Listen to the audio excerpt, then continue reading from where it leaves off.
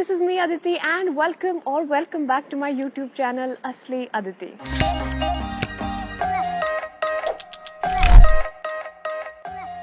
Okay, so first of all, I want to thank you for gifting me the most priceless commodity you can ever afford, and that is your time. Irrespective of your bank balance, you'll never be able to buy these seconds you've just spent with me.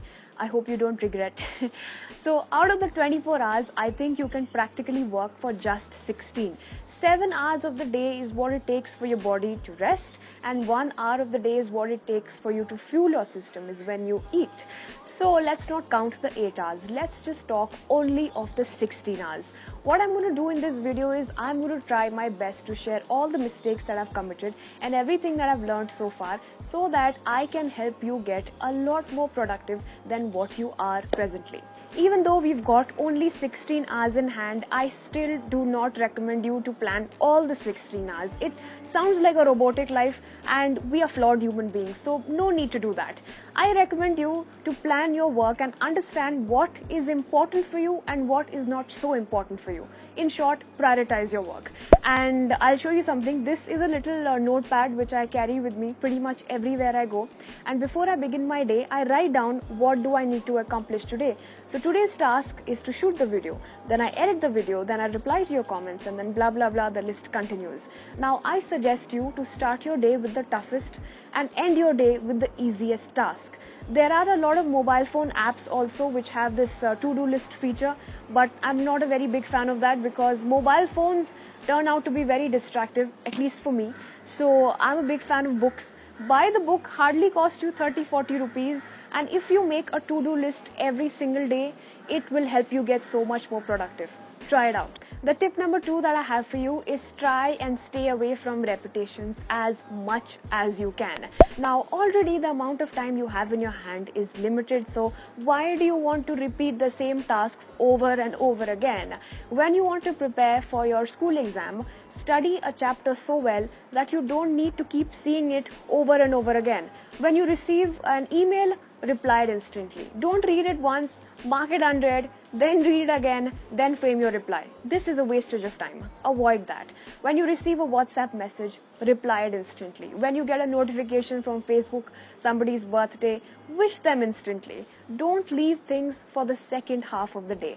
This simple trick will help you get so much more productive. I know I might say this and annoy most of y'all, but I'll do my job.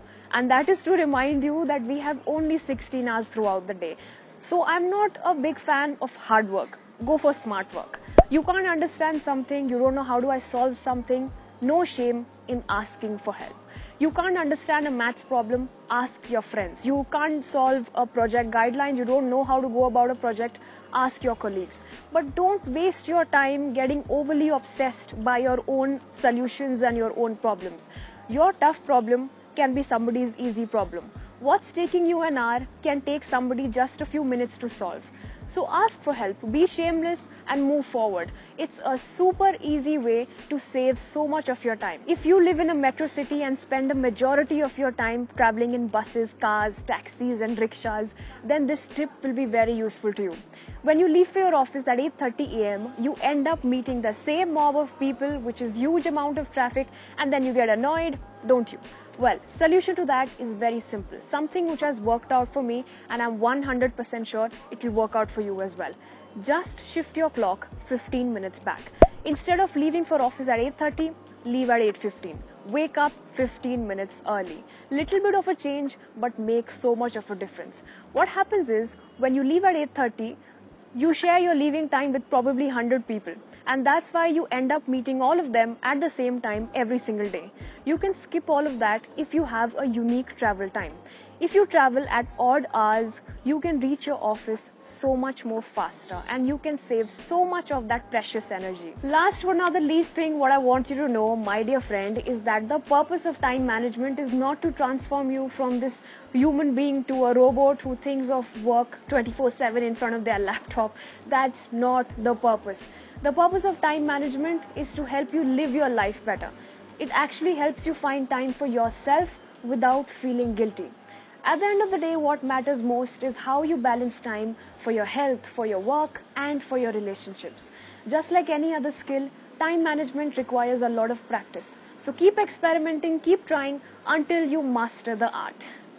That is all I had for you in this video. Thank you so much for watching. I hope you have a lovely day ahead. And yes, if you like this video, don't forget to give it a thumbs up, smash that like button, share this with your friends. And yeah, again, thank you so much for watching. Thank you for giving me your time. Bye-bye.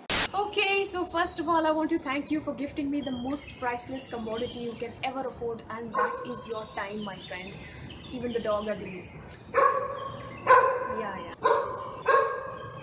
Instead, what you can try out is prioritize your work, just like the dog. Like he's prioritizing that I cannot shoot this video.